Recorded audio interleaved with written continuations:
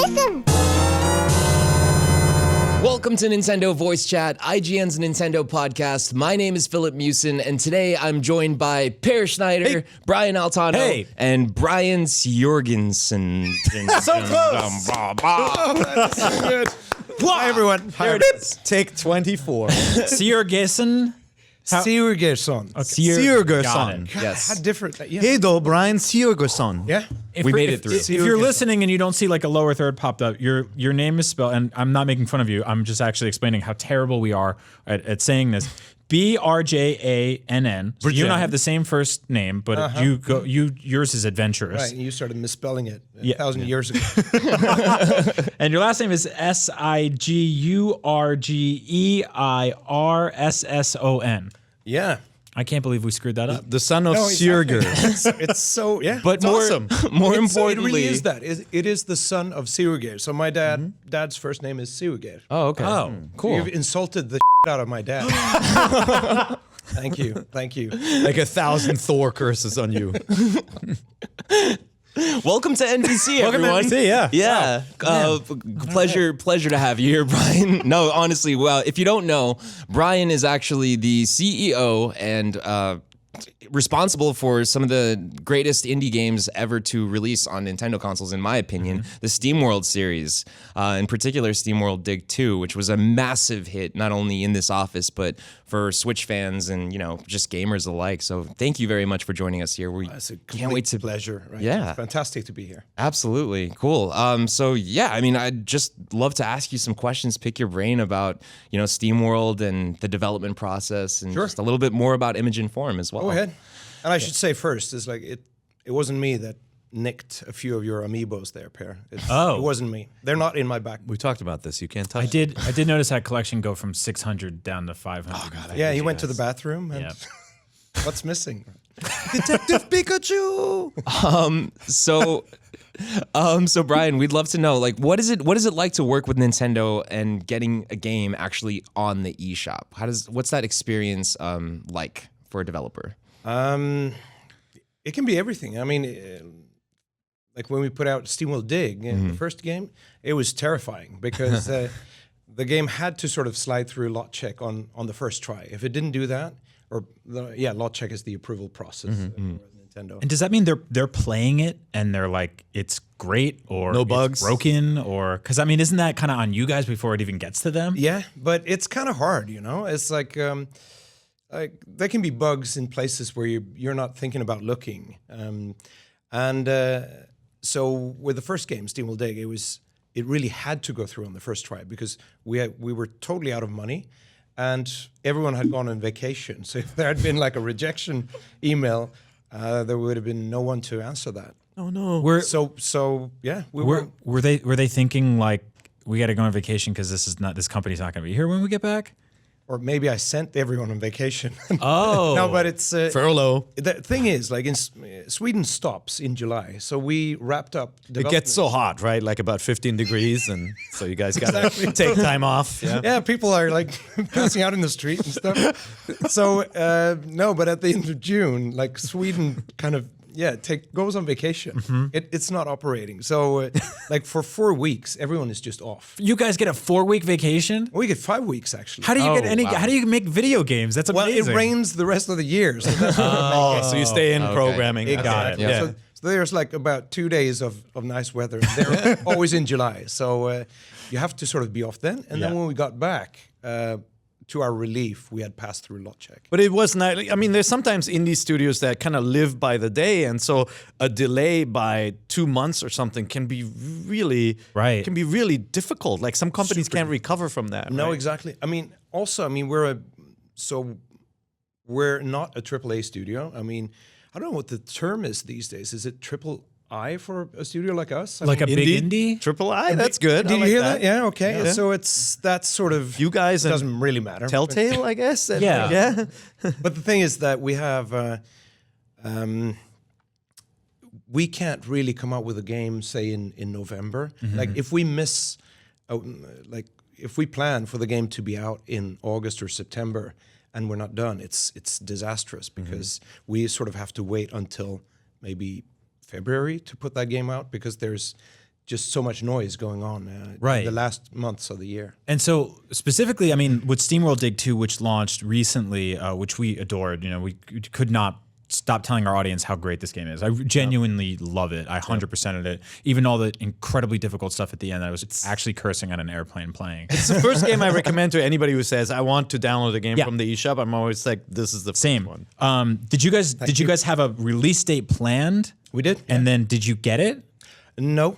It was, we don't like go for a specific date, but I'm really adamant always. I go in and say, okay, this game is coming out in August. There is no two ways about it. Right. And then it came out September 21st. So it's not bad. And so your SteamWorld Dig is for those of you who haven't played it, you should please go fix that right now. Your Switch can download games as you listen to this show. It's a Metroidvania. Yeah. And you guys launched within 2 weeks of a new Metroid from Nintendo. I know. So, I mean, that came to 3DS and this came to Switch. So I don't know if that was just happenstance, if that was sort of a magical, wonderful surprise that dawned on you guys, or...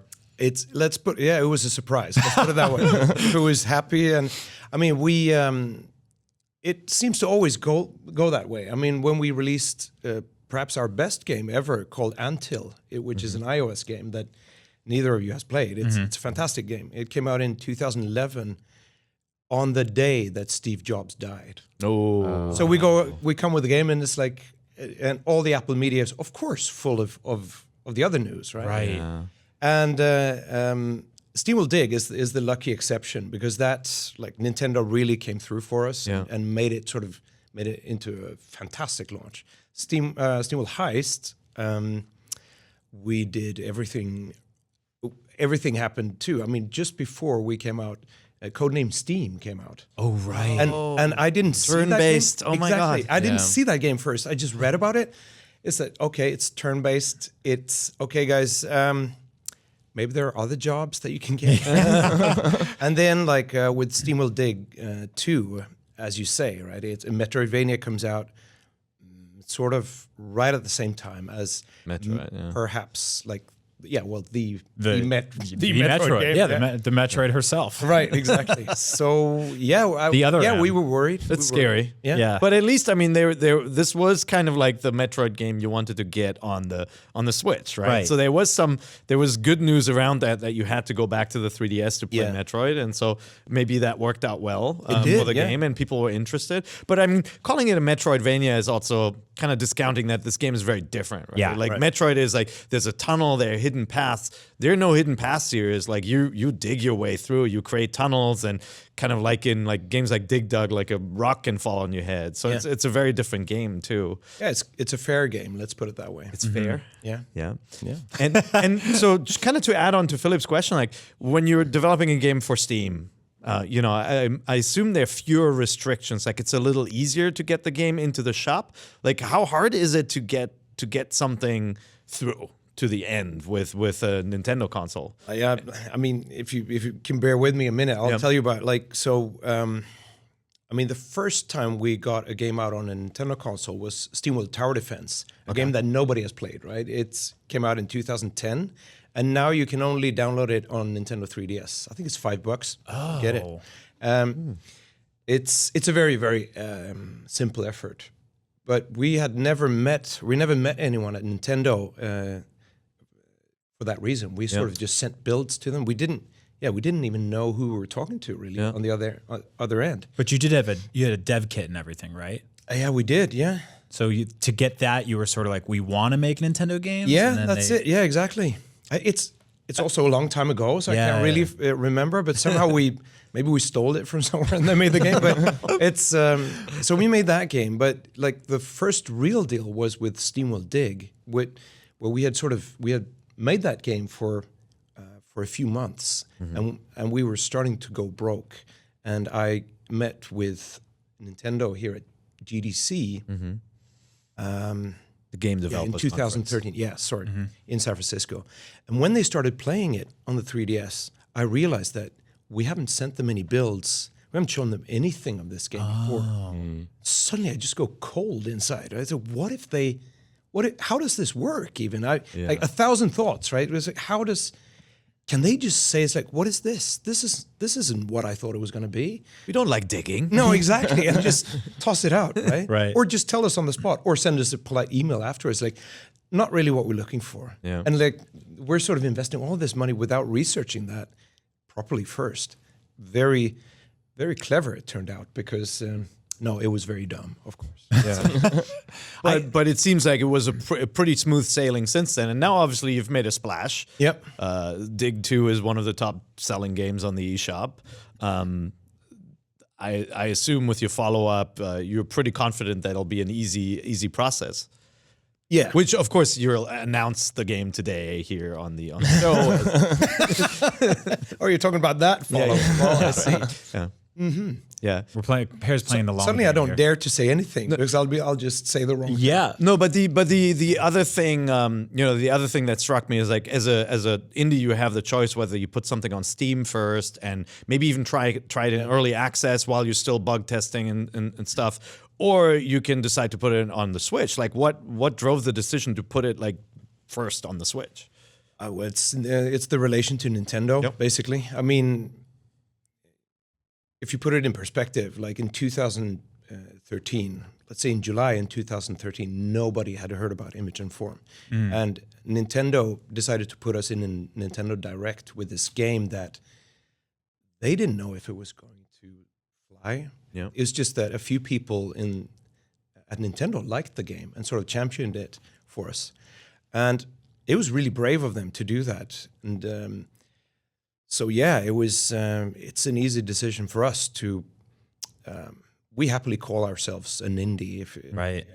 We're proud to say that. No, I love that. And also, I mean, we really enjoy being compared to Nintendo because, and I of course, I'm not saying that we're as good as Nintendo, but that's where we want to set the bar. We want people to talk about our games, not like it's a really good game for being an indie. Yeah, there's always that. We get that a lot with our audience. We do it ourselves sometimes too, right? It's sort of like a handicap. Where people are just like, yeah, he's really great, But it's like for two people making a game, this is pretty good for that. It's like, no, it's a good game. Period. Exactly. And that's just compared to other good games or great games. And it's hard to do that. And I think with Nintendo coming out with something like their Nindies presentation, that's a pretty damn awesome kind of cosign for them to be like, hey, these are our friends. Like they're gonna hang out. We're working on Marios and Zeldas, Splatoons and stuff like that. But in the meantime, we got this stuff. And it's them sort of giving you guys this push out. And I really respect that they handle it that way. So that's great. So you have a good relationship. So we're not going to go to E3 and Xbox conference. Here comes Brian. And it's like, we proudly announce SteamWorld Battle Royale exclusively on Xbox One. You're just trying to make me say things, aren't you? No, totally not. Yeah. No, it's... But yeah, I mean, it's also personal. The people that work at Nintendo, I think they enjoy working at Nintendo. So you sort of form a long personal relationship, and they're really fine people. Let's put it that way. So we're really happy to work with them. Well, I'd love to know, the SteamWorld series and the whole franchise itself is very varied in different types of game types. Like Dig is obviously a Metroidvania style game, and Heist is more of like a, turn-based style game. What kind of games did you play growing up? Like, what were your favorite games growing up? Right. Well, it's like I'm probably old enough to be your grandfather. It's like you wouldn't believe that. I don't know. Per's grandfather, maybe. It's Philip's trick. He's actually twice our age. I'm actually older. Really? I'm actually older than Per. Yeah. Well, so I grew up playing. I grew up playing arcade games, and that meant that your what do you call it? Like games that sort of were at hand, kind of limited, right? You would be playing what games were on display in that cafeteria next to the school where the kids weren't supposed to go. And there I played Dig Dug for the first time, for example. And all those old games, like Tetris was played that there for the first time too, I think. And I enjoyed it. And the thing I enjoyed about playing arcade games was that like every game session counted. It counted. I mean, literally, it cost this much, right? Which was $100 when you were that age. Exactly. A quarter was like the most. Yeah, that was like cigarettes in prison. Yeah, it's like this is big. This is a big deal. Yeah, it was. I have to kill a guy for this. Yeah, and so you sat there. It's like like, are my hands sweating? It's like, it was for real. Really, you sit there and it's like, I have to do better than last time. Like and it was magical too, because it was made by gods. Like these games that you could actually make games, you know? Who makes these things? Yeah. It's impossibly great, all Yeah. of these games. And they were so varied too. Like so many, I mean, all the ideas come sort of from that time. Like these classical games are born at that time. And I'm standing playing them, and I'm not realizing that I'm playing games it's sort of like history in the making as I play it. So that was fantastic. I grew up playing that, and obviously, I mean, you mentioned Dig Dug right away. That's a game where you dig in the earth and rocks go shaky, shaky, shaky and fall on your head, or on a dragon, right? Right. Yeah. Sick. So completely stolen comps. No, like Boulder Dash is another game that I played on computers growing up, where I kind of see the connection, but it's really interesting to hear you mention Dig Dug. I think the arcades were really awesome because, and you kind of get it with esports now, it was just this thing that was bigger than you physically. Yeah. Like as a small child, you walk up to this thing that was the size of an upright car that had Donkey Kong on it. Yeah. And you put money into it, and all of a sudden this screen showed you personally a thing that you could control. Yeah. I mean, yeah, I was like, that's so cool to be able to see that and then start being like, who's in there? Yeah. Like, what's inside this thing? Who made this? Yeah. It was just, exactly. It was impossibly great. How can you capture a person like that? Like you stand there as, your hands are sweating because it's so important, right? This session that you're going to have in this game. And then later I got, like, as a contrast, I for some birthday, I got, like in the early 80s, I got a Game & Watch, the Nintendo. I got the Turtle Beach one. Yeah. Yeah, exactly. Now a famous headphone brand. Yeah, exactly. Sold out. Not the same. And then another one from a competitor, Gatkin or something. And it was completely amazing. I was amazed by these things. I would just sit with them all the time and play, like on the bus, on the way to school, and on the bus on the way home. So that was your introduction to handhelds, basically. Yeah. And also the first time Nintendo introduced a dual screen display of it. With the Donkey Kong, Yeah, right. Which is what you guys eventually went to develop for on 3DS. Yeah. So, I mean, that experience is... like to be able for us to give that, that's why I think that it's like if you make a game, you have a big responsibility. Like if you make something that is bad or like like not optimized, you're sort of wasting someone's magical moment. If you understand what I mean, like you sit there and say, okay, I heard this is going to be great, and then if it's not, then it's terrible. Right? So how do you? I think that's interesting. How do you feel when you have a game?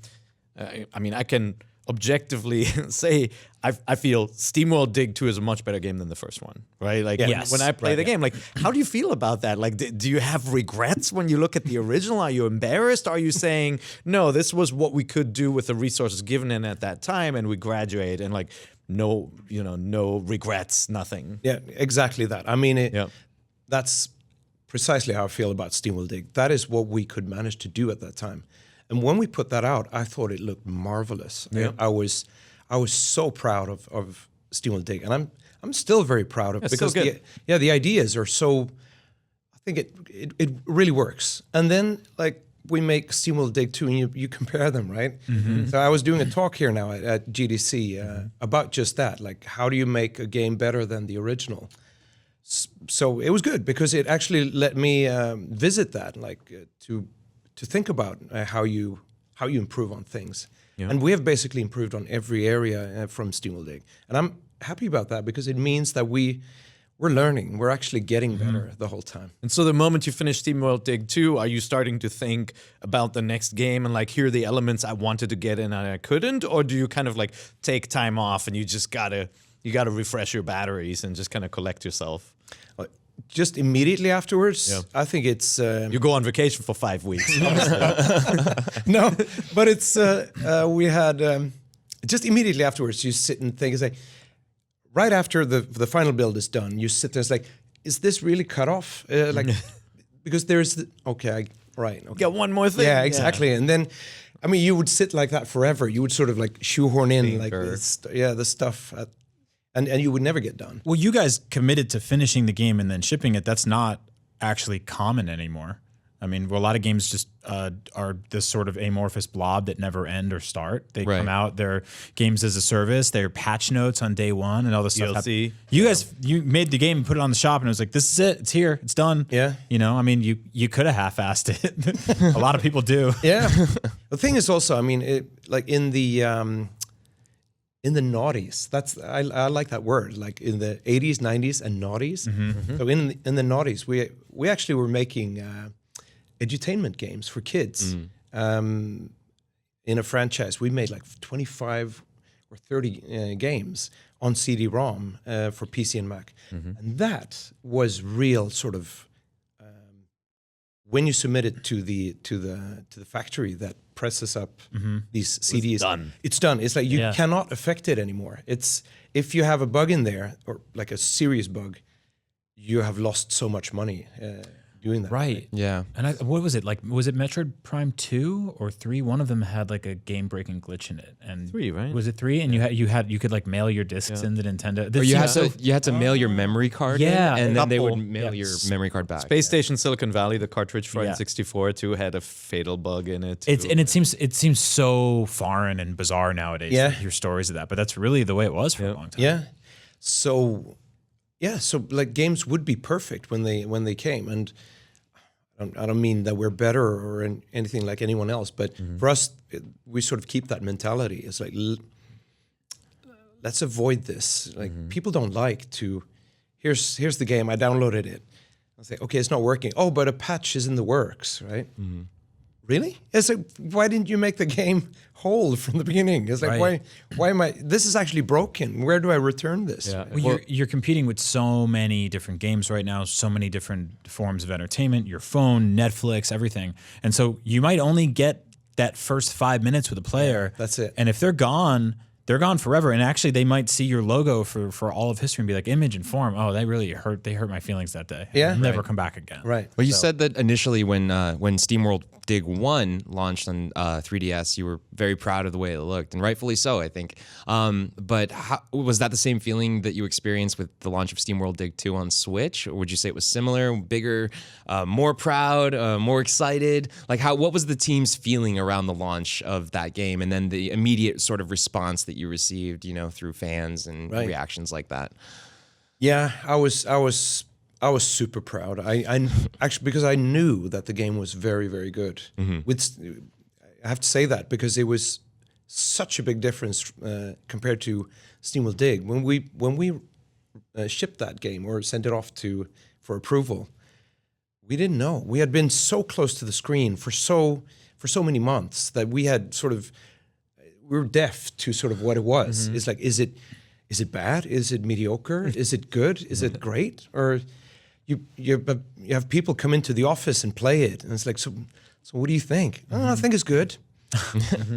Yeah, but what is that? Are you saying that because you're our friend? I think there's that thing where it happens with artists and musicians and cooks and stuff like that. They're in the kitchen, right, and they're making stuff for so long, and they're the only person that's seen it or tasted it or heard it, and they come up for air and they show it to people, and people are like, oh, this is awful. But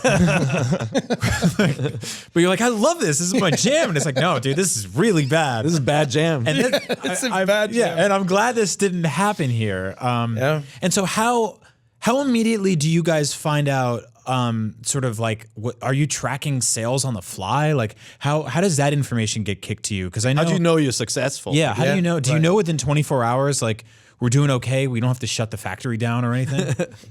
I'll tell you about that in just a second. But first, I'm just going to say that I have to just do a shout out to the game director who gets way too little recognition. It's like I'm always out hogging credit for everything that we do. So the game director for SteamWorld Dig, for SteamWorld Heist, and for SteamWorld Dig 2 is a guy called Olle Håkansson. Okay, and we know how to spell that immediately. Yeah. Perfect. Say that again. Olle Håkansson. Okay. He's just a genius, and he's sort of Thanks, Olle. Yeah, he's sort of the guy that keeps it together. Because you asked about like what was the feeling about the game. Yeah. He's a really sober guy when it comes to killing darlings, right?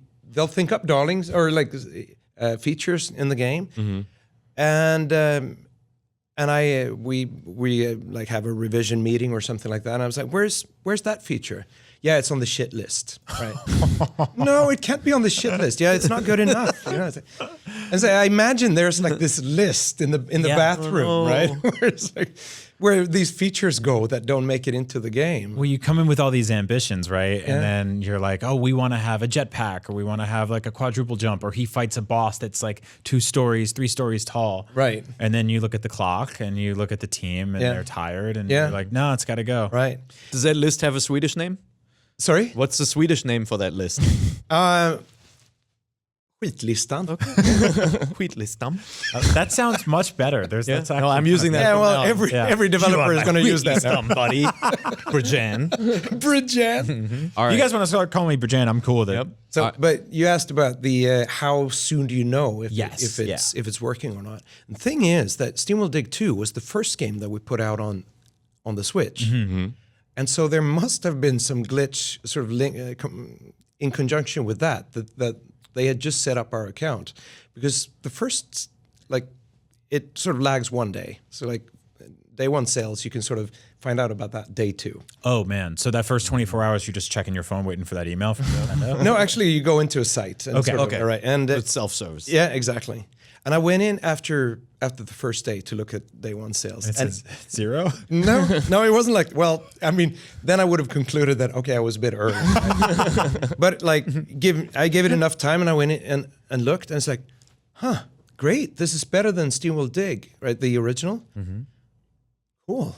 I'm relieved, right? Okay, good.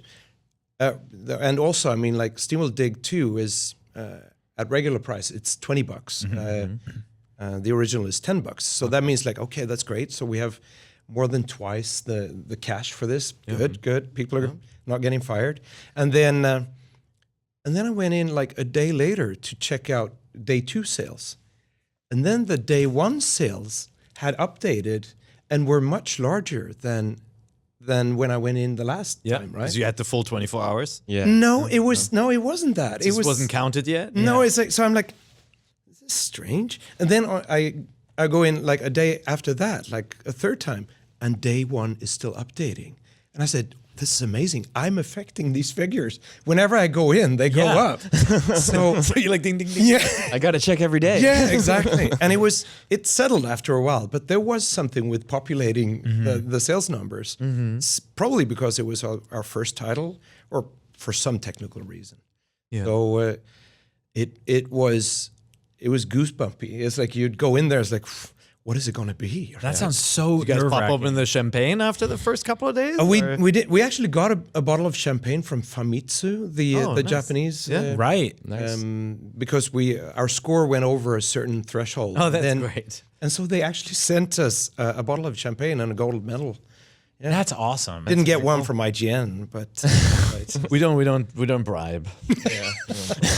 we have some beer on tap. We can. Yeah, we'll give you a beer back to the afterwards. team. But that's great. So you guys were obviously very happy with the sales, and like when you look back now, you guys didn't announce like overall sales numbers for the title, did you? No. Yeah. And we're probably not gonna. Oh, really? Okay. Right. That's it's just a competitive secret you don't want to give away to the other guys, or No, could be that, but that's first and foremost, it's like we're Swedish, right? It's like if you know Swedish people, we're so intimidated the whole time. It's like or inhibited. If we say something good about ourselves, it's terrible, right? It's like like you say something and say, yeah, I feel that. Like now I can do 30 push-ups, and suddenly it's like someone stabbing you in the back, right? And it's like that Lutheran sort of bad conscience. It's like you shall not speak well of yourself. So you'll wait till some Nintendo earnings report, and then the number is going to show up in there, and and that people can find out that way. Yeah. But it's like if I'm talking about it, just how are people going to react to that? Like if it's bad, then it's like, oh, I feel sorry for those guys. And if it's good, it's like, yeah, you better buy beer next time, right? Exactly. Yeah, exactly. Yeah. Well, I do have one last question for you before we move on. Who do we have to call to get a SteamWorld amiibo? Or I'm sorry, SteamWorld amiibos, yes, and SteamWorld characters in Smash? Yeah, okay. So, dear people, like go online and tell Nintendo what you think. I mean, amiibos, definitely in Smash Brothers and so on. Do it. Just influence them. And obviously, amiibos, that's up to us, right? We have to sort of we can make the decision to do it. And it's just again, we're sort of concerned about that. Are people going to buy it? Yeah. But with the Smash Brothers character, I mean, that's a really good point. That's Nintendo. That's they like have Bug to, Sakurai. right? But because your character has very different mechanics from other, Nintendo's own franchise characters or some of the third-party stuff, like just the, the drill mechanic, the kind of the hook shot and the climbing stuff could be really interesting. Yeah, and the pickaxe, of course, right? A jetpack. Yeah, the jetpack. Spoilers. So I don't want exactly. It's been out for a while. Yeah. Right. No, there's some really cool tools. Yeah. I think it would be I think Nintendo, that would be a great fit for Smash Brothers. Yeah. Very, very true. Happen, Brian. Mm-hmm. Yeah, all right. Let's do it. Brjann. It's up to you guys. Come on, Brjann. All the Brianns in the world get together. Yeah. All right. Make this happen. Well, as we had mentioned earlier, yes, the Game Developers Conference, or GDC, is happening this week in San Francisco, and some of us from the office got to go. Brian Altano and I, yes, had a chance to go check out all of the Nindies from the Nintendo Direct Nindie Showcase the other day, and we have some things to tell you guys. Yeah. Let's go through some quick impressions of all the games we played. So I saw the presentation, like most people here, I saw the presentation online when they were streaming it. I felt like there were some awesome announcements and some games I obviously really like seeing return. But it wasn't like this kind of mind blown type presentation. It was like, oh yeah, these are all good looking games. Yeah. Same kind of reaction when you guys played it, or the presentation, I think everybody always puts lofty expectations on a direct. I think in this one, in terms of like it's 10 minutes long, it's bite size. It's sort of them just being like, here's all the cool stuff that you can play on Switch. I thought that was great, great messaging. But again, looking at a lot of it, surface level, it was a lot of sort of like 8-bit, 16-bit pixely games and stuff like that. And those all seem to bleed into each other. And then we got to this event and I started playing them. And some of them specifically just completely blew me away. And I know that sounds like, it's just stupid video game journalist speak. movie poster line. Yeah, blew me away. Was blown away. But really, I wanted to talk first. Should we talk? You want to talk about Travis Strikes Again? Yeah, you go. Let's just go in order. You go first. So right then, let's Travis Strikes Again, No More Heroes. Obviously, it's not the sort of No More Heroes 3 you're expecting. It's a spiritual successor to that, developed by Suda51 and Grasshopper. Suda was on Up at Noon this week in the studio, so check that out. And I got to play with him, split screen with 2 Joy-Cons, which is super really jealous. I played too, but I played all by myself. Oh, Did man. not get to Really? play with Suda. I gotta look that up. How is it though? So it's really fun. We only played one of the games so far, and it's sort of like a hack and slash beat 'em up style game where 2 characters are running through this kind of glitchy, matrixy hallway and using different special attacks to beat up bad guys. You fight waves of enemies and then a boss, and then you team up together and beat him. And it's like it's not nearly as deep as something like even some of the combat in the No More Heroes games, but I found it really fun knowing that this is just one of the many, many games that are going to be in this collection. So it's like a total variety game. Yes. Like, not WarioWare small, but like smaller kind of segments. Yep. I assume of kind of varying quality and and it had that thing levels. too where you have your beam katana, which is your lightsaber, and it runs out of juice, and then you click in the stick and start shaking it, and both of you look very goofy doing that. And it's pretty and it's fun, and it's like it doesn't look like anything else on Switch, so you can see it here if you're watching the video. It feels a little bit to me like Fury, but with like actual like enemy encounters in between the boss fights, because there are bosses in this game too, which are really interesting. But yeah, like what Brian was saying, like the main mechanic itself is like the beam katana, and you're going through hacking and slashing with enemies. You can play with single Joy-Con, right? Yeah, and so each one of the face buttons works as a different attack, and then hitting it with another button lets you do like a special version of that attack. And then you can use the shoulder buttons too. So it's getting a lot out of the Joy-Cons, which is pretty smart. And the art's cool, and the music's really great, and it doesn't really look like anything else on Switch. Obviously, again, it's not No More Heroes 3, but I want to see how this thing pans out as a full collection, because this is very Twilight Princess there. I know, With those weird glitches and all the bloominess. The fences. Yep. It's really cool too. Is throughout the game, Travis, you can actually switch his shirt. And he wears like the logos from different indie games. Yeah, he's rocking a Hyper Light Drifter shirt at some point, which is really cool. When I met Suda at PAX last year, I gave him a Shovel Knight pin for his jacket because they're working with those guys and some connections. So that's the cool thing about this. It's sort of a love letter to indie games and kind of a mixtape of a bunch of indie games as well. There's a Hotline Miami themed section. So yeah, I'm really interested to see how it all pans out. Apparently, it just works all into one continuous story. So Travis is basically jumping inside games within a game. Suda's always been a big fan of like games that you can play inside other games, which is if you look at something like Geometry Wars, that's basically how that started. So yeah, let's see how this pans out. It'll be out this year. I can't wait to play it. Very cool. You didn't get to go to that presentation, Brian, did you? I didn't. No, yeah, I've been in meetings all the time, but I gotta say I love the aesthetics of this game. Yeah. It's really fluid and beautiful. It's a wacky series for sure. And then you played The Messenger. The Messenger. Well. Okay, so I have to gush about this real quick because this might be my favorite video game demo I've ever taken at an event. Oh wow! What? And again, I sat down thinking this is a very straightforward 8-bit style game. It takes a lot of cues from stuff like Ninja Gaiden, like the original NES versions. If you look at it here, it's a pretty straightforward game. It right? looks like Ninja Gaiden. Right? Yeah, it's a simple hack and slash game. Where this game gets deep is that you are a messenger and you are given a scroll that you have to bring to the end of this game.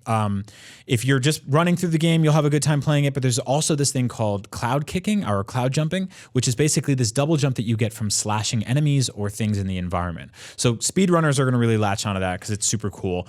When you get to the end of this game, the guy you bring it to is basically like, did you take a look at the scroll you've been carrying? And you go, no. And you open it up and you realize it's a map for the game, and the entire game is now a Metroidvania. It loops back to the beginning of the game where it takes place 30 years later from where you started, and it's all 16-bit now.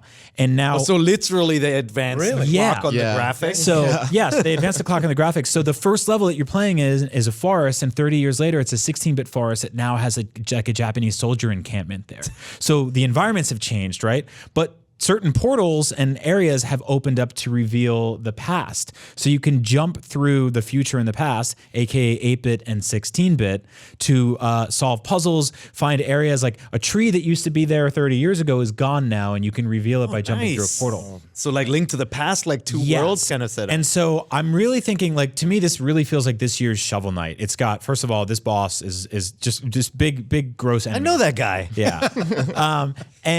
So it's got nods to a bunch of NES games and classic vintage retro games, but without being overbearing about them. Like there's an underwater sections in the game that remind me of the Ninja Turtles underwater sections in the original Ninja Turtles game, but without any of the timers or bombs. The overworld map looks like Ghouls and Ghosts or Ghosts and Goblins, you know, so you have that sort of like scrolling. Really into this game. It's got like sort of all these different elements that you can kind of like upgrade and different weapons and powers and stuff like that. So I can't wait to see how this pans out. I think it's going to be fun for people who just want to fly through it. I think it's going to be crazy for speedrunners. Yeah. Please keep watching this game and don't just write it off as another 8-bit platforming game. That's the problem. Like a lot of games now choose this aesthetic because it's easier to start with something, 8-bit simple pixel graphics, but then sometimes these games surprise us. And the thing is also, I mean, like you see that from afar, right? Or if you walk past it, you judge it immediately, right? Yeah. It's like, okay, I understand what kind of game that is. How long did you get to play with it? I played it for about 25 minutes. Like honestly, it was supposed to be like I kept being like, I'll pass the controller to someone else, and the developers were like, no, we have to show you more. Like there's more and more to show you. By the way, Little Birds told me that you guys were the last ones to leave, and that Nintendo was trying to get you out, and you weren't. They kicked me out. Yeah, at the very end. Yeah, Lily and I stayed there till the very end, and then we were both removed. NVC shuts down the club. That's how it works. Yep, exactly. But I also got a chance to play a game called Garage, which is a very, very interesting game. Now, initially looking at this game, it looks very reminiscent to like Smash TV. It's a top-down twin-stick shooter. So it's set in like this zombie apocalypse world, and it's very grimy. It's a dark game, and there's like this natural like CRT line thing going on over the screen, which is cool.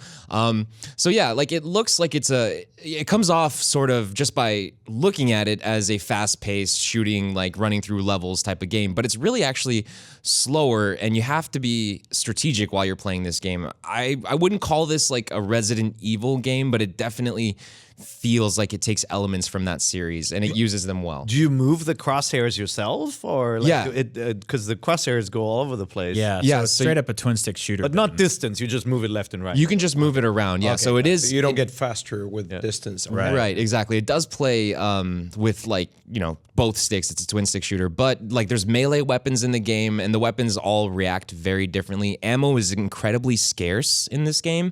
So in the demo, they gave me a huge surplus of ammo because they obviously wanted us to complete it. But they said in the final build of the game that you're actually going to be saving your bullets for when you need it. Like you'll be using a lot of melee weapons. There's an axe and it feels really good when you connect with the enemies. Yeah. It's got this weird fog of war effect, huh? When you're behind a wall, it like blocks out. Yeah, there's line of sight. it's sight really stuff. cool. Like almost like a tabletop game. or Yeah. something. It's really cool. I like this sort of like traditional survival horror elements that have been folded into what is kind of a Smash TV style game. It reminds me of a really good version of Resident Evil Gaiden, which came to the Game Boy, which was a top-down Resident Evil game. Oh yeah, Yeah. I remember. Yeah. Yeah.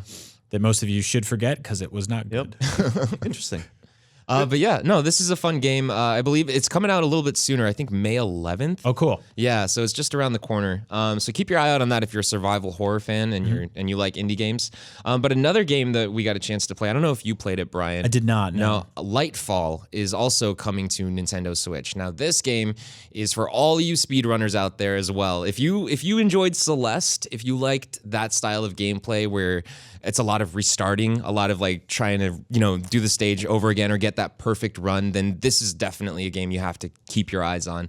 It brings in some interesting mechanics though, where like in, let's say a game like Celeste, you had the ability to sort of hyper dodge or like, boost up to different areas well, the mechanic in this game is you can create platforms under you, or you can create them on the side and sort of just grab onto them in midair. But the sort of trick is you can only create 4 while you're in the air at a time, and then you have to touch the ground to actually reset it. So like you can essentially create your own pathways. There's no real route for you to take. Sure, it's usually either left or right, but the verticality in this game is really what makes it very interesting.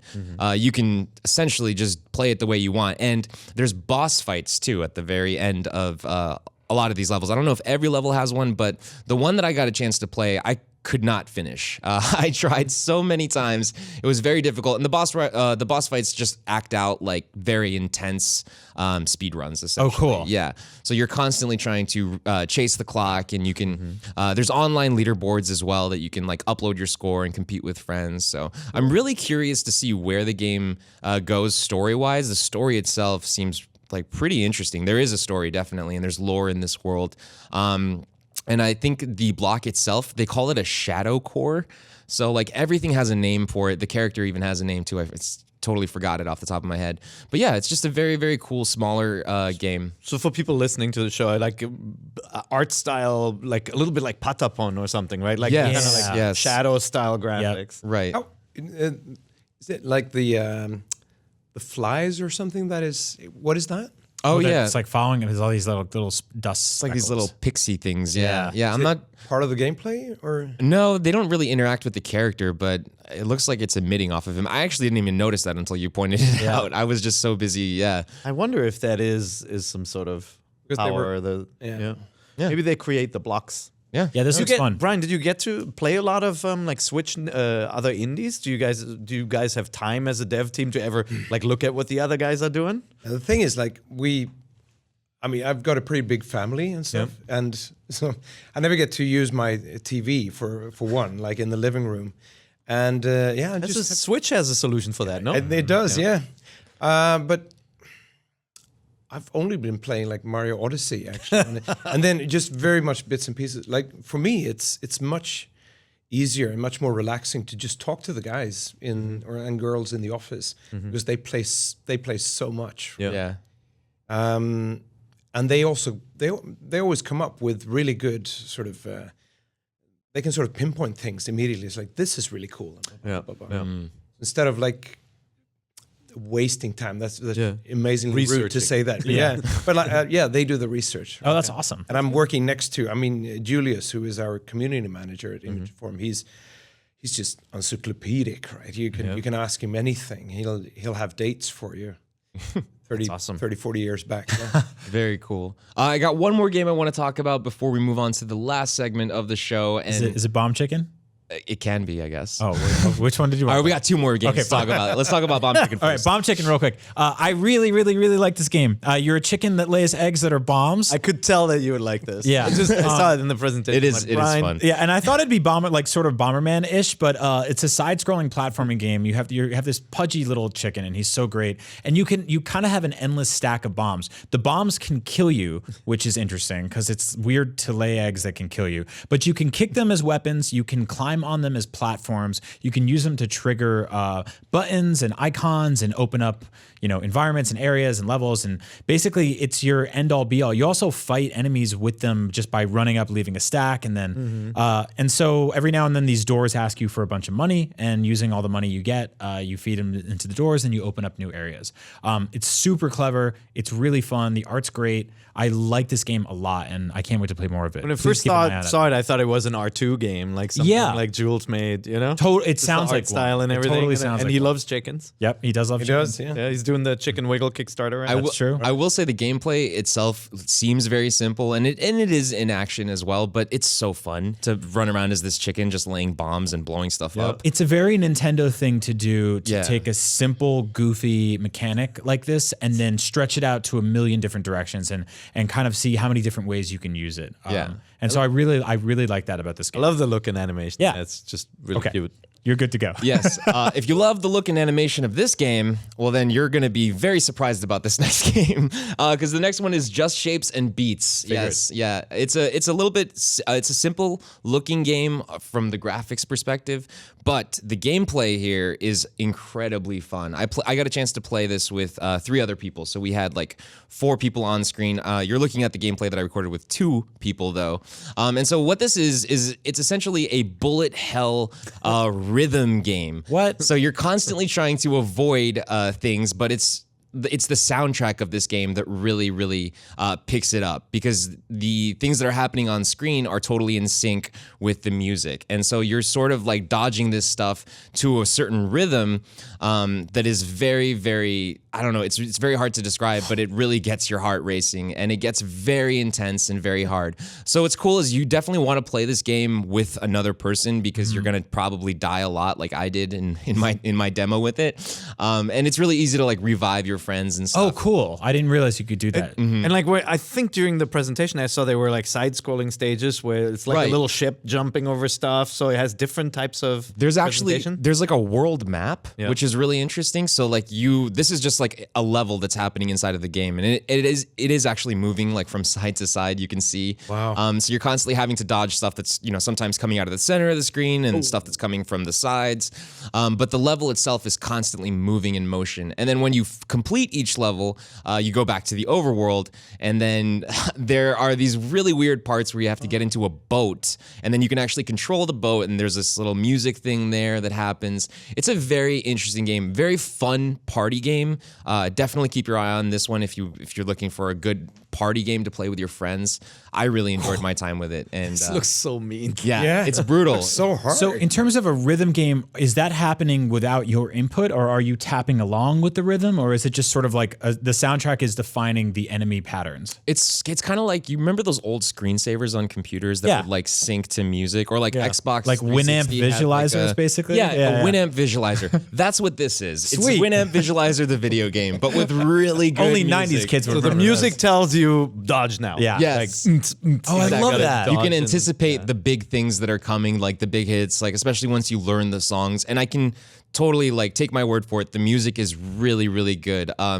It's some of the artists are, if you're familiar with like chiptune artists, Cubby is featured in the soundtrack, and I know he's a very, very popular chiptune artist. So things like that are really cool and compelling about this. There's something like very Fantasia about all of this. Yeah. Oh, like I remember. Yeah, this is one of those games where if I looked at it, Rites and of Spring or something, they did something like that. Yeah. When you look at this game at first glance, I was like, yeah, this is a just kind of simplistic, it's like just like your typical sort of like one developer indie game, and then it keeps going and going and going, and I can't look away. It's awesome. Yeah.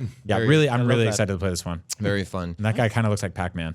Yeah, but those are just a few of the games that we got a chance to go hands-on with at GDC from the Nindies showcase this week.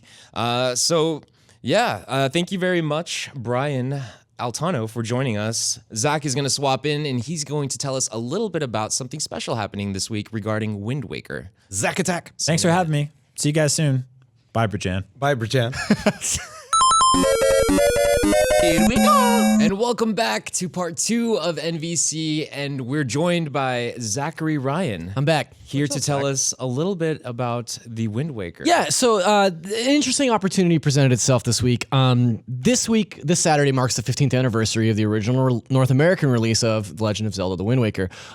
Those of you that are fans of the show know that it's my personal favorite game of all time, and I thought that this would be sort of a great impetus to start something that I've been kind of kicking around with you guys for a while, kind of looking back at big Nintendo releases for each week of that week, right? So March 24th marks the release of the 15-year anniversary of The Legend of Zelda. So I've got a little bit of a history lesson, and then I kind of want to talk about what we thought about the game at the time, what we think about it now. Try to keep it tight, but let's jump in here. So this is the 8th game of the Legend of Zelda series, and I'm not counting Four Swords Adventures in this case. Come at me if you have to. Released in North America on March 24th, 2003, 3 months after the Japanese release. Back then, Matt Casamassina, close personal friend of Pear, gave the game a 9.6 and saying, "The Wind Waker is a masterful achievement, a shining example, in fact, of how video games should be made, and a case study for developers wondering what makes a compelling game." So, take some notes there. Exactly.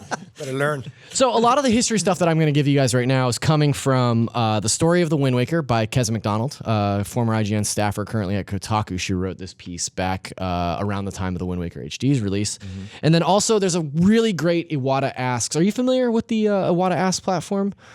No. Yeah. So Iwata Asks is this awesome sort of questionnaire that Mr. Iwata used to do to IGN staff, to Nintendo staff, to kind of deep dive into games. And there's some really awesome like development and programming and art design notes that come out of these things. So a lot of that stuff is coming from here.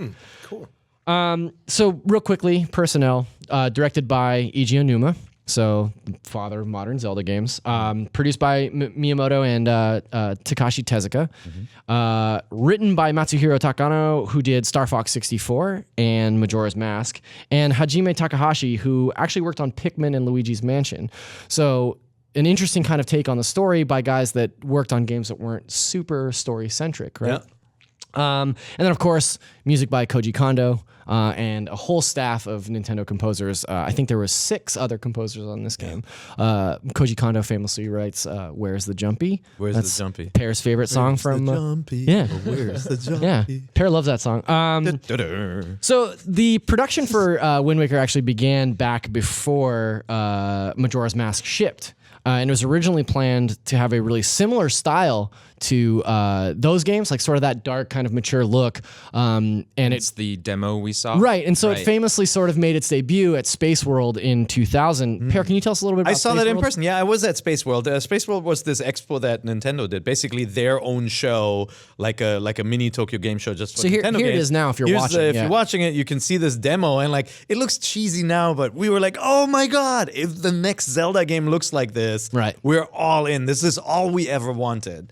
Of course, that's not what we got in the end. And that initial kind of, like when we actually got to see this game, there was a big reaction. But this is what we first saw at the event, and we loved it. So I didn't know you were there. Pre-rendered wave ray stuff, and all I didn't know you were there like in person. Yeah, you saw it. Yeah, okay, that's really cool. It was an awesome moment to like see what we thought would become the GameCube Zelda like that, and you're like, oh my God, right? Well, and eventually we got that with Twilight Princess, that sort of returned to the more mature and dark look in a Zelda game. Aonuma famously hated this demo. He said there's a quote from that Iwata Asks that said, "The video clip didn't actually contain any big surprises. There wasn't any kind of revelation going on. It was more like a continuation of the previous version." So this is interesting interesting because Pear, I feel like, is saying that that's what fans were looking for, is this sort of continuation. But according to Nintendo, same kind of? right? But according to Nintendo, not different enough from previous Zelda. Well, you have to remember, like when Right. Majora's Mask came out, the N64 and the engine used was showing its age. Majora's Mask did not run well. Right, they took the Ocarina of Time engine. They created this much kind of like bigger open world centered around that center, the city in the center, and like it chugged, and it didn't always look beautiful, and it was very flickery. It looks better on 3DS now. Yeah, and so we were saying, oh man, if they can just use this kind of like dark tone and more mature style from Ocarina of Time with grown-up Link on the GameCube with these beautiful graphics, we're gonna lose our minds. That was the. It wasn't like, hey, let's get this exact same game again, because Majora's Mask was already so different. Yeah. But we wanted that like evolution in graphics. but we would come to find that Zelda would follow that same sort of formula for the next few games, Yeah. right? So it was around the time that Aonuma was kicking this idea around that production shifted, thanks in part to Yoshiki Hirahana and Satoru Takazawa. I know I'm butchering these Takizawa, names. no, you got are it. you just cringing over there? I feel like you're. all All good. right, thank you. It's beautiful. So these two gentlemen presented Aonuma with early drawings of toon versions of Link and other Hyrule inhabitants. In fact, I have those drawings. If Andres wants to bring those up here, you can see the original sketches that they did. So there's Toon Link and a Moblin, or is that a Moblin? Yeah, that's Moblin. These are the initial images that were presented to Aonuma-san that said, like, hey, this is the direction that we're thinking about going. I mean, super close to what we got. Yeah. Especially the Moblin design, that is basically it. Whereas like Link, they definitely tweaked the eyes. Of course, nowadays, if people had seen this character, everybody would have said, Link is a girl. It's confirmed, right? Right. Is he not a girl? I thought Link was the girl the whole time. No, that's Metroid. Oh, my bad. But it's kind of close, though, Yep. right? I mean, Very close. yeah, Yeah. it's not far away. Yeah. Hair and the crazy dangly sideburns, everything. So one of the gentleman who drew these images, Hirahana, he credits a lot of this look to his mentor, Yoichi Kotabe, who we know did a lot of box art and instruction manual illustrations for Nintendo. Famously, he did the designs for Super Mario Bros. 3, Super Mario World. That's all Kotabe's work. Oh, okay. But before he was at Nintendo, he worked at Toei, which is a Japanese animation company. You familiar with Toei? Yeah. Yeah. Specifically, he worked on a film in the 60s called The Little Prince and the Eight-Headed Dragon, which, if we want to roll that B-roll here, if you're watching at home, you can see this trailer for this film from 1963, which is just dead on, looking just like the Wind Waker. It's awesome when you see the expressions on the character close up, like just the face and the look at the eyebrows and Right. everything. It's so Wind Waker looking. And it's such an interesting, Or the other way around. Like, it's such an interesting look because this is such a time and a place for animated films from Japan. Like 60s and 70s, a lot of anime looked like this. And then they sort of got away to the more familiar stuff that we know today. But this is a very distinct look, and I think like even the fire and stuff is very representative of what you would see in Wind Waker. So a lot of Toei animation borrowed for the Wind Waker's design, but a lot of people specifically point to this film, and I think it's pretty easy to understand why when you're looking at it in motion. Beautiful. Yeah, Yeah. It's really, really cool. If you haven't seen it, I highly recommend watching. It's a really interesting sort of series of vignettes. It's a cool film. So eventually the game was re-revealed the following year at Space World as the Wind Waker. And we're going to run some footage here that it's sort of the only existing footage that we've got. It's shot off screen, but this was the original reveal, and oh boy, people were pissed. Sort of infamously dubbed Zelda. Zelda. Yeah, Zelda fans were very angry that their more mature, dark version of Link, like in Ocarina of Time and Majora's Mask, wasn't being represented on this new powerful hardware. But ultimately this like Saturday morning cartoon look has sort of won out and stood the test of time, it's interesting to have you on this segment because I feel like a lot of image and form games have borrowed a cell shaded look, and the conversation around cell shading is that it represents a kind of timeless look. Like SteamWorld Dig 2 will look just as amazing as it does in 15-20 years as it does right now, and that's the same case with Zelda. Yeah. Can you talk a little bit about why you guys chose that sort of art style for SteamWorld? Well, the thing was that for the first one, we there is a difference. I mean, it'd be hard for Andres to pull it up on the screen right Sure. now. But like for the first one, we're SteamWorld Dig. We use like pretty heavy outlines for the characters, and that sort of like sets them apart from the backgrounds and so on. It's sort of like an easy way to. This is the character. This this is the environment that you're moving around in. With like even when we started with SteamWorld Heist, the first drawings that we had were actually sort of like cel shaded. It was no outlines. Sort of you see this character standing by itself, and I didn't like it. Oh, Yeah, it was a tough moment too, Yeah. because like if you trust your designers enough, right, to say that I trust you guys, you it's going to look beautiful, this is going to work beautiful, this is going to sound beautiful, etc. And then you start sort of, but can we change this and this and this? It's really hard for staff to sort of ignore it completely. It's like, whatever, Grandpa. It's like, we're not going to do it that way. Well, I mean, I imagine this happened with this game, Yeah. but the audience was giving the feedback, right? Yeah. Like the feedback when Link was revealed and was more childlike with big like googly eyes and like doing the cartoon like running in the air and falling thing, like people were so angry. Yeah. They were so angry, and so I remember that the development team was like, "Why are they not clapping?" Right? Like there was this kind of like this moment where the design team was, I'm sure, thinking, did we make a huge mistake too, right? But also, I mean, like it's like the characters. Zelda, like you said, it's like the 8th game in the series. The character doesn't really belong to Nintendo anymore. It's, it belongs to the players. yeah. And they grow up with this. I mean, Right. 8 games, like it's a fair chunk of time. Right? Yeah.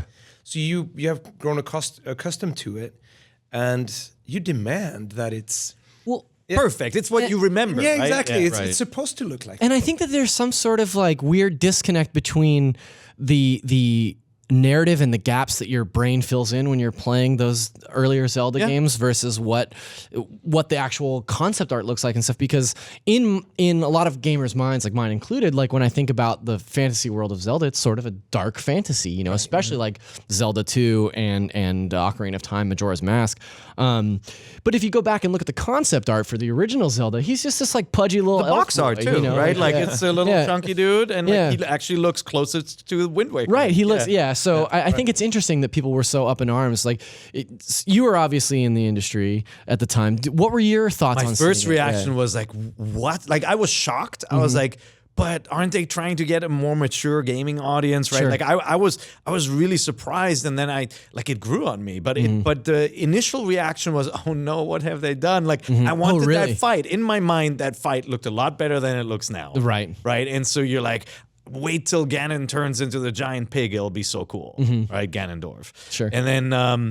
And then you're presented with this cartoon. I'm like, oh, I didn't want that. And then as I kept rewatching it, I'm like, oh man, look, those trees look like the trees from A Link to the Past. And Link looks like the original kind of Link from the concept, from the box art. And so it kind of grows on you. But there was a big contingent of the audience that was vehemently opposed to it, who were pissed and said they wouldn't buy this. Right. That's the thing. I mean, like, especially visually, people reject change. I mean, we don't want things to change. Like, whenever like a company changes their logo, for example, or like a product starts looking different, there's always like a violent reaction to it, and then you grow accustomed to it. And like today, I mean, nobody's really talking about this as a huge. It's still not making people angry, is what you're saying, right? Exactly. Right. So, like, as a 16-year-old animation dork in high school, when I saw this reveal, I was all in from the get-go. You know, like being a Saturday morning cartoon guy and seeing this, how fluidly it ran, was just like, oh, this is amazing. Like, this But had is you exactly. played Ocarina of Time before? So then? that's actually an interesting thing, because Wind Waker, the visual style of Wind Waker, was the sort of impetus for getting me into Zelda. I had played A Link's There you go. Awakening 100 years prior, and really enjoyed that. But this game got me so excited to play a Zelda game that I ended up going back and playing Ocarina, Majora, and Link to the Past sort of back to back to I think back. that's the key difference. Yeah. Like people, you know, the character had evolved in people's minds, and so Right. suddenly we got this like record scratch, go back to the beginning. I bet you're wondering how we got here. Yeah. See, I remember being like, I think I was 10 years old maybe, when that original like GameCube demo of the more realistic Link, more mature Link came out, and I remember actually seeing Wind Waker and feeling opposite of how you felt, Zach, like just disappointed, more like, oh really? And I was only like 10 years old. I wanted that more mature look,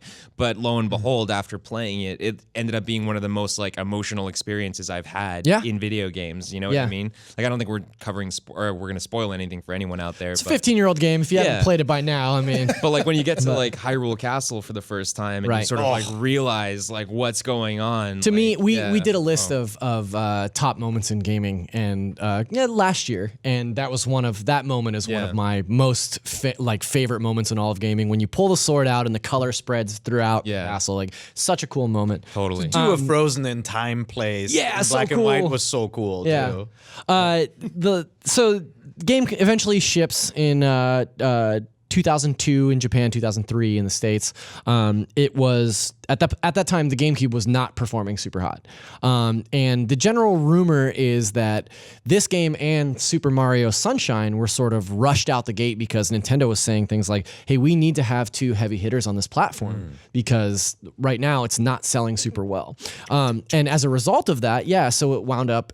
This game got cut quite a bit. We lost 2 full dungeons that actually ended up in later Zelda games, and instead they replaced those dungeons with the Triforce quest, which is terrible and bad. In the original, so if you play the remake, it actually got fixed. Right. Like, it got changed. Yeah. The original was a little bit like the game almost ground to a halt if you hadn't taken some of those side quests before then or found some of the pieces. It became a chore. Just grinding for rupees and trying to track down Tingle's maps and stuff like that. And I think that the HD version that came out several years later really made that a lot more succinct and fixed a lot of those issues. And fixed the travel Fixed the element. sailing, So you can do fast travel. Yep. We talked a little bit about the look and what we liked about it, but I also wanted to mention a couple of things that I really dug about this game and kind of get your opinion. The revamped combat in Wind Waker, the idea of a parry that allowed you to flip around behind enemies or use the grappling hook to steal things from enemies that were coming at you. I thought that was really interesting. It's a quick time event done right. Like when you're getting attacked and you're waiting, you're leaving yourself open. The A button flashes, right? It gets that little the starburst around it. If you hit it at the right time, he'll roll around the enemy when you're locked on. Right. Rolls around the enemy and slashes the enemy from the end. It feels really satisfying. Yeah. It just feels really good. And then later it becomes a gameplay element where you have enemies When who you're are taking on armored from the dark front, nuts, but they got little leather straps on the back, so you roll around, go chick, cut, and then the armor falls off. Right. Like that was a really good combat system, and the flip over the top too, and to take off the helmets and things like that. I think it's also probably the most cheerful post-apocalypse we've ever seen. True. I feel like SteamWorld Dig is also sort of a cheerful post-apocalypse. Yeah, right. And this game is very similar in the same way in that there's been this catastrophic event, but people aren't necessarily bummed out about it. Right. It's enough time has passed that they're sort They of don't getting on remember. with life. Exactly. They don't, yeah. Yeah. It's like in your world, like the robots are cool with it, right? Yeah, they're totally fine with it. I mean, and they wouldn't, probably weren't sad at any point, right? Right. It's, They're robots. yeah, they're robots. I feel like sorrow is programmed into some of those robots in your game for sure. Yeah, well, they have a little bit of sorrow or yearning and stuff. But So not I'm over the ability to kind of be the dominant race. No, exactly. Yeah. That's sort of, they're not wired for that. Right.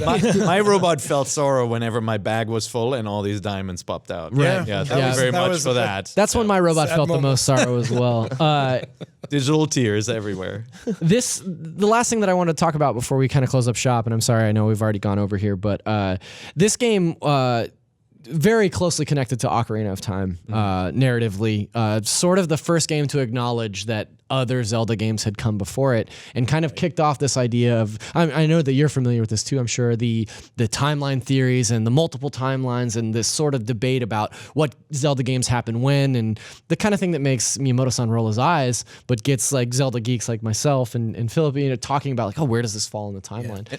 That is so cool. Yeah. That is so cool. And it's a curveball in this game because you didn't expect Wind Waker to connect to Ocarina because the art styles are so different, right? You're expecting this to be a standalone game. First of all, mechanics-wise, it's the only game at that point with a boat where you like travel around, whereas like Ocarina and Majora, Ocarina had all this horse stuff in it. Majora had all the kind of King of Red Lions, turning into different characters like a Goron, and so this game felt like a new story, a different story, and then you find Hyrule Castle, you're like, Wait, what?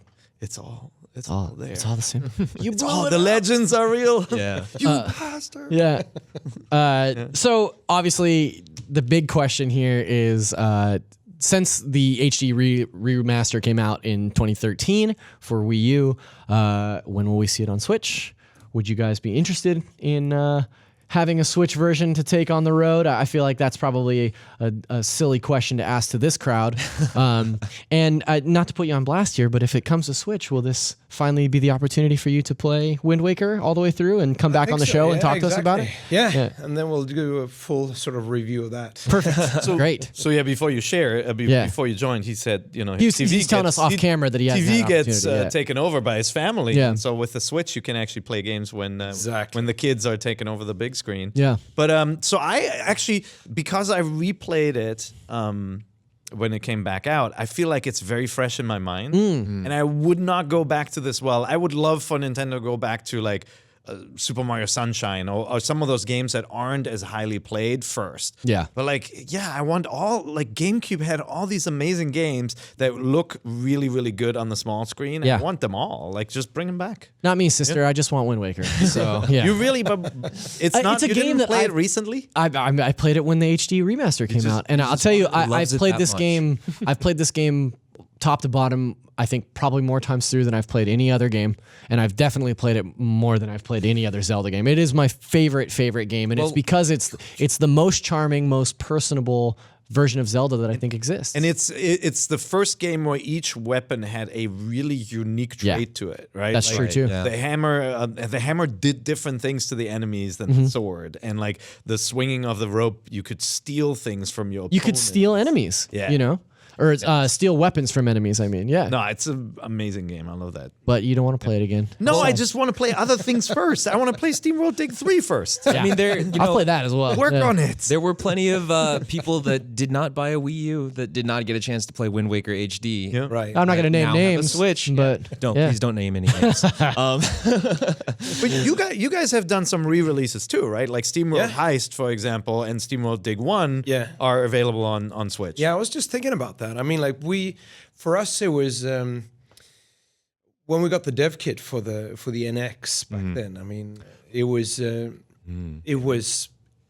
before that meeting, or they had a word for it. It's like we were being disclosed. Yeah, that was the word. Yeah, and before we sat in a cafeteria nervously with a cup of coffee, talking to a Nintendo guy that we know, and I was sort of asking, so in which order should we do this? Like, wouldn't it be best if we bring SteamWorld Dig to the Switch first? Yeah.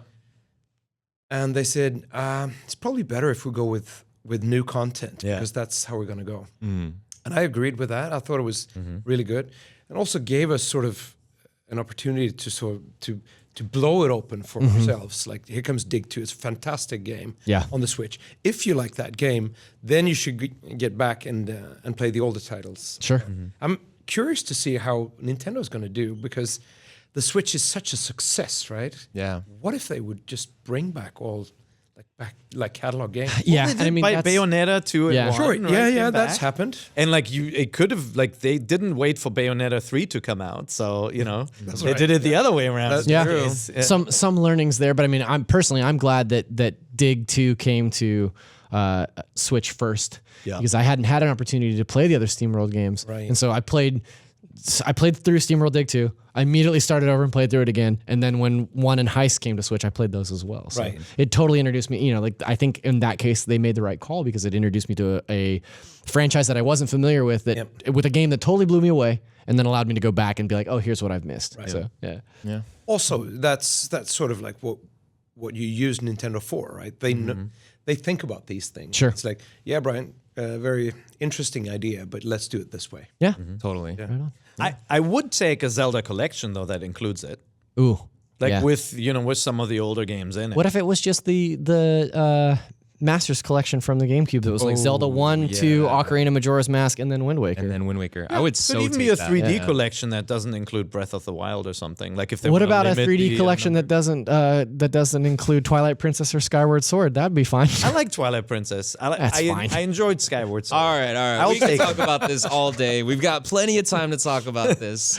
Oh, man. Thank you very much for joining us, Brian. Thank It you was very much for having All us. the way from Awesome. Sweden. Yeah. Yes. Thank you. Very cool. And have a great rest of your GDC as well. Thank you very much. Cool. And thank you guys for tuning in with us this week. We are a weekly show on IGN.com, but you can also catch us on YouTube.com and your favorite podcast listening services. So definitely make sure you're subscribed if you haven't already, and we will see you next week.